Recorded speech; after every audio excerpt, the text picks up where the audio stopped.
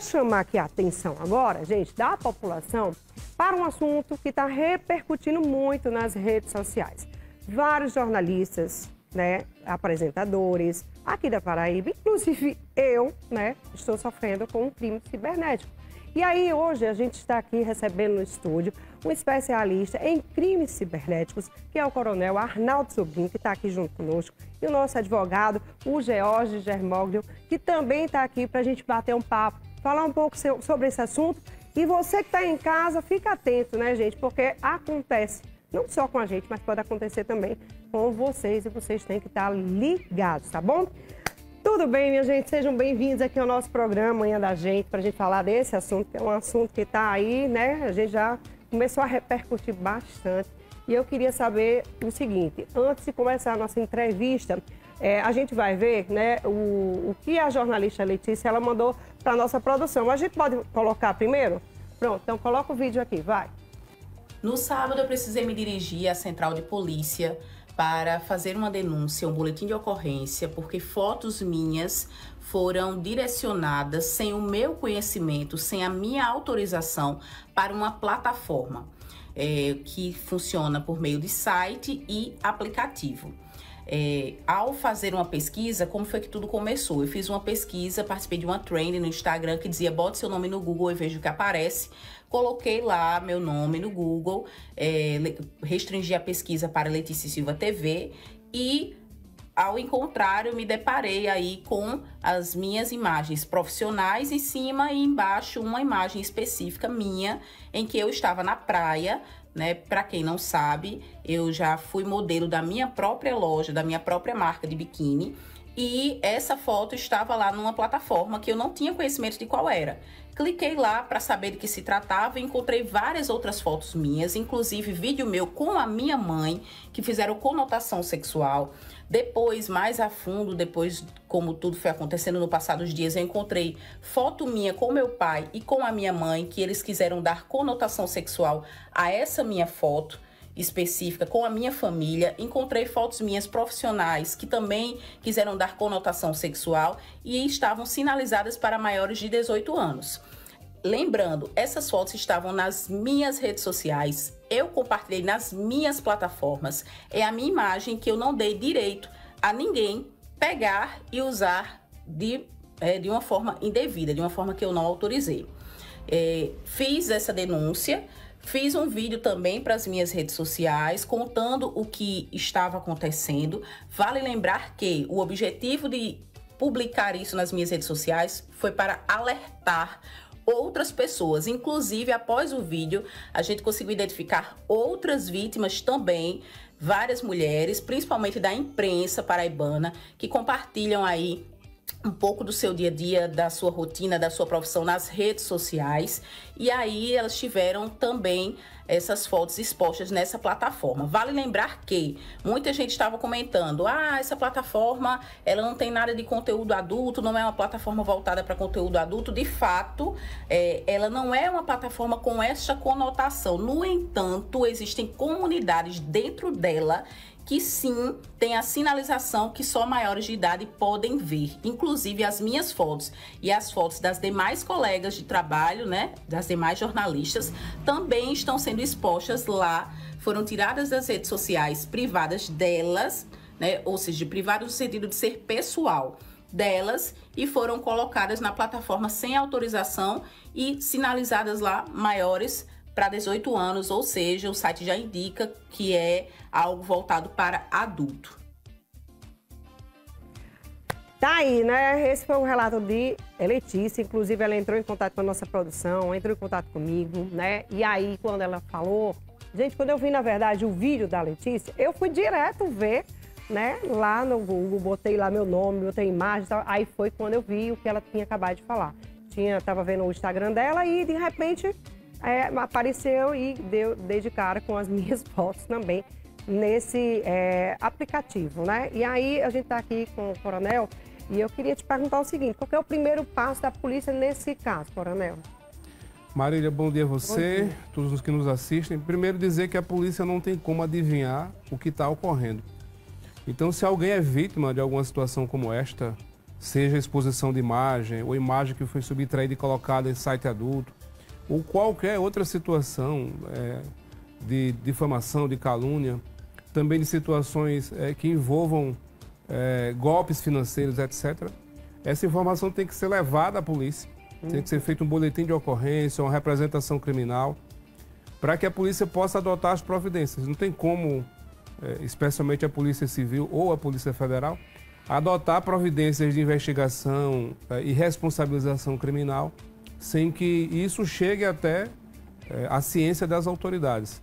Certo. Nesse caso específico, a Letícia nos procurou, no caso a Associação Internacional de Combate aos Crimes Cibernéticos, e fizemos uma reunião com ela na segunda-feira ainda, quando ela estava temerosa em acessar o conteúdo, porque o risco de alguma invasão, coisa do tipo. Isso, a gente fica logo com medo, tipo assim, vai que a gente acessa um vírus e pega e né, a gente fica com medo disso então, também, foi realmente. quando a gente descobriu que havia outras profissionais de imprensa paraibana que eram vítimas.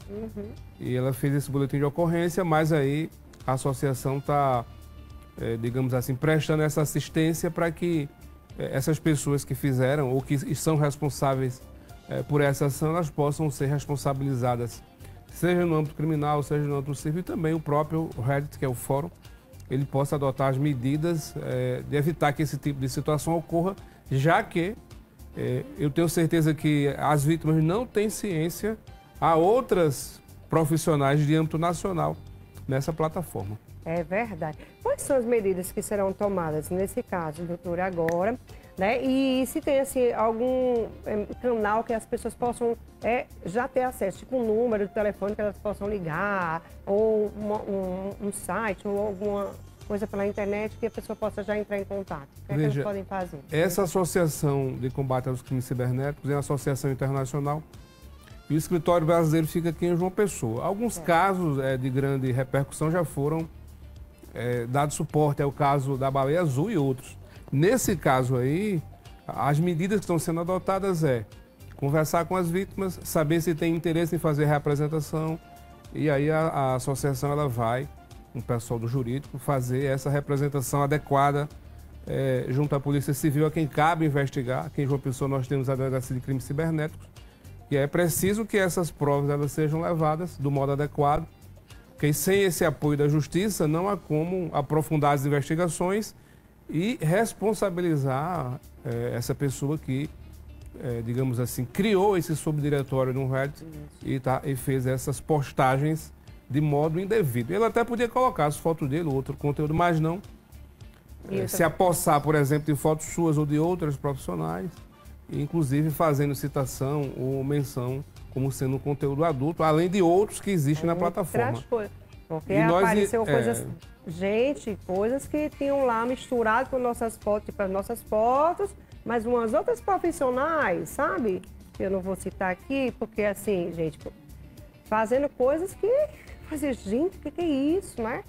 Então, assim, misturou um pouco mais ainda, né? O negócio ficou pior ainda. Nós estamos tentando compilar essas situações porque há vítimas de outros estados. E aí iremos, se for o caso, acionar o Ministério Público para que essas providências em âmbito nacional também possam ser adotadas. É verdade. Bora lá, Jorge. Quais são as formas de crimes cibernéticos que existem? Existem outras formas também? Bom dia, Marília. Bom dia. É muita felicidade que eu estou aqui hoje, inclusive ao lado de uns maiores nomes de prova digital. Estudei muito pelo Coronel na época de faculdade. É realmente muito prazer estar aqui ao seu lado. Pois bem, as formas de crime cibernético, eu costumo dizer que os crimes cibernéticos são um gênero. Na verdade, qualquer crime do Código Penal, seja em outras leis, eles podem acontecer tanto no mundo normal quanto no mundo virtual. Todavia, a legislação brasileira ela tem avançado nesse ponto para trazer mais proteções para o âmbito virtual. Então, assim, nada impede que crimes comuns, como por exemplo a calúnia, a difamação, a injúria, que são aqueles crimes contra a honra, que é xingar outras pessoas, imputar crimes, falsamento, tudo isso pode acontecer de forma virtual. E a lei vem proteger também para dar um aumento de pena nesses casos. Mas tamanho é o aumento de casos dos crimes cibernéticos que a lei hoje vem trazendo casos e leis específicas, né, nessa seara. Então nós temos hoje a Lei Carolina Dickmann, que trouxe a proteção à invasão do dispositivo informático, ou seja, as simples condutas de invadir um computador, um telefone de terceiro, seja conectado à internet ou não, isso já configura crime. Nós temos hoje o furto qualificado mediante fraude virtual, o estelionato de forma virtual, que passa a ter pena aumentada. Nós temos o bullying, mas também com pena aumentada temos o cyberbullying, a conduta nova, recente desse ano, que é aquela intimidação sistemática e reiterada. Se ela acontece de forma virtual, isso passa a ter um aumento de pena.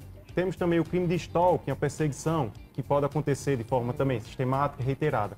Pode acontecer de forma virtual e nesses casos mais que estamos tratando hoje, que são casos mais graves, como o uso indevido de imagem, que não excluem a repercussão civil de reparação de imagem, que a imagem é protegida civilmente, mas em relação ao crime pode configurar o ilícito previsto no 218C, que vai proteger a dignidade sexual, a intimidade, né, daquelas vítimas que foram expostas a essa situação absurda. Caso seja pego essa pessoa, né, que está cometendo esse crime, essa pessoa ela pode vir a pagar, né, por isso, tipo, sendo preso, em quanto tempo, né? Ou só paga uma fiançazinha ali já fica imune? Porque tem gente que, né, tem, né, casos e casos, né? Paga uma fiança já, tchau, começa a fazer tudo de novo. Ou ele realmente vai pagar por aquele... Vamos lá. No âmbito civil, ele pode responder com todo o seu patrimônio. Certo. Então, assim, o uso indevido de imagem, que a gente chama, né? A proteção, mesmo você, uma pessoa pública, ele não dá o direito de usar as suas imagens indevidamente. Né? Sua imagem, enquanto apresentadora, enquanto pessoa privada, ela é protegida constitucionalmente e no nosso Código Civil. Então, isso não impede uma reparação civil pelo uso indevido de sua imagem, mas também responde criminalmente. Se a polícia identificar que o crime está em flagrante, é um crime permanente, que acontece, né? Está acontecendo no tempo, não está cessado, ele pode vir a ser preso em flagrante. E aí a prisão em flagrante será autuada pelo delegado de polícia competente. Nós temos hoje, como o coronel disse aqui bem, a Delegacia de Combate aos Crimes Cibernéticos, que já tem atuando bastante nesses casos. Né? Ele pode efetuar essa prisão em flagrante. Se tiver indícios, por exemplo, de servidores fora do Brasil ou de transmissão dessas imagens para fora do país, nós já temos uma atuação da Polícia Federal, então há a possibilidade também de uma prisão pela Polícia Federal.